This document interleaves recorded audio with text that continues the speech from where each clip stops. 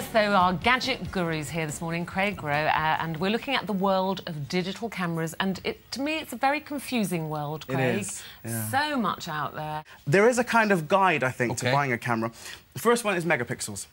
Make sure you've got a good megapixel. I mean, if you want to blow up your pictures to maybe A4 or larger, you're going to need at least 3 megapixels. Don't sort of worry too much about the mechanics of it all, but remember, make sure optical. It's at least 3 times. Go for at least 3 times. Yes. Because then, if you're, I mean, for example, if you're going to the Kids Sports Day, or you're sightseeing in London and there's a tall building, you want to zoom in. Yeah. And obviously, if you've got a good magnification, you can zoom in properly and get a good picture. So that's number 2. I've got 5 categories for you. The first one I've chosen is best on a budget.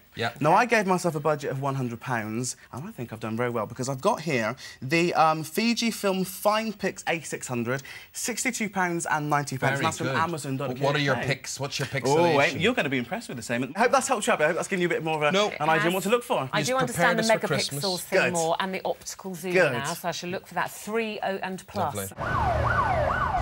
Life in the 21st century is stressful. Oh, I tell you what, there's a real lack of space. You just feel so boxed in all the time. And of course, all this leads to physical and mental tension. Do you get many NHS referrals coming through to the classes here? Oh, Frenchman over there, he's had double bypass. It lifts your spirits. Yeah. We really enjoy, we have a good laugh. Yeah. Here we go, and a 1, 2, tap, tap, tap. Point the toes. Do you think they'll let me come back? Oh, yeah. Possibly. Here it is, a beautifully restored living reminder of life on board a Georgian warship. The Victory you see before you has been restored to her fighting condition, which shows us how she would have looked at the time of Trafalgar. Peter Goodwin, who's going to tell us more about how the Battle of Trafalgar unfolded. Now, Peter, what was it like up here during the battle? Being a very open deck, it was quite horrendous actually, because while you're standing here going into the battle, there'll be shots screaming and droning through the air, ripping through the rigging and slamming into the masts. And as each gun fired, the flame out from the vents would scorch the beams overhead and fill the whole of the gun decks with a thick, acrid, sulphurous smoke in which these men had to be working in. Gosh, and also I'm just thinking as well, it must have been really loud. Immensely, immensely. It is reported that the battle could be heard 60 miles inland in Spain. Now, it's impossible to predict what Great Britain would have been like if Napoleon had not been defeated. We do know, however, that the victories of Trafalgar and Waterloo in 1815 secured Britain's freedom for over a century, as well as our domination of the seas. Now, looking at Victory today, I'm sure you'll agree that whilst the age of sail has long passed, her strength and beauty captures forever the golden age of seafaring that she helped to create. Goodbye.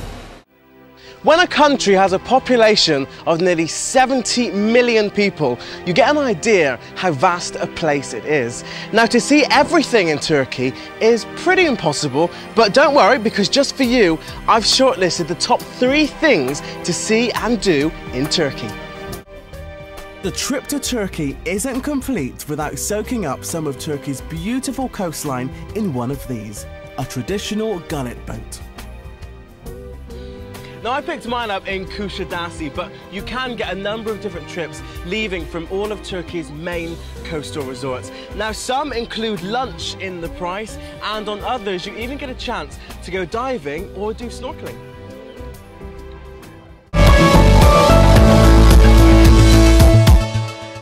Hello and welcome to the show. Now, we all know that Florida has a lot to offer families, but in the show today I want to focus on what the Sunshine State is like for those of us without children in tow. So let's forget about child-friendly attractions and focus on some of the other highlights.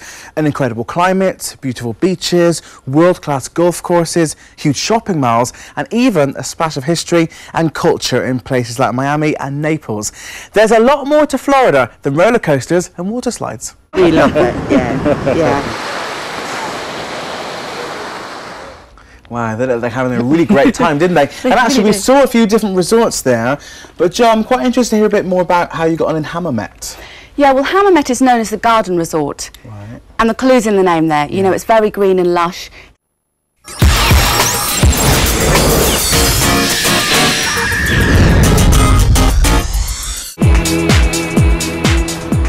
Today I'm here in London, Europe's biggest and perhaps most culturally diverse city.